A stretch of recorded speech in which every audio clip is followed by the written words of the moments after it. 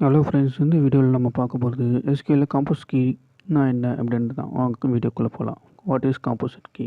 A composite key is the combination of multiple columns, and these columns are used to identify all rows that are involved uniquely.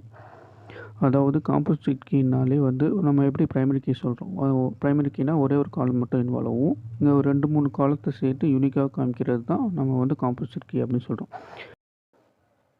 A single column cannot be identify any row uniquely. A combination of over one column can uniquely identify any record. அதாவது ஒவ்வொரு காலமும் இதில் யூனிக்காக இருக்கும்னு சொல்ல முடியாது. 2-3 காலம் சேர்த்து யூனிக்காக இருக்கும். அதுதான் இதுக்கு meaning.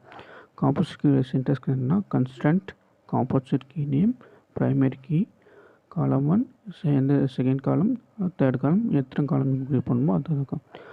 Alter and drop composite syntax alter table name, add constraint name, primary key ப்ராக்கெட்டில் உங்களுக்கு எத்தனை காலம் கொடுக்கணும், ஃபஸ்ட் காலம், செகண்ட் காலம், தேர்ட் காலம் அப்படி பண்ணுறது. ட்ராப்புக்கு அதே தான், ஆல்டர் டேபிள் நேம், ட்ராப் கன்ஸ்டன்ட்டோட நேம்.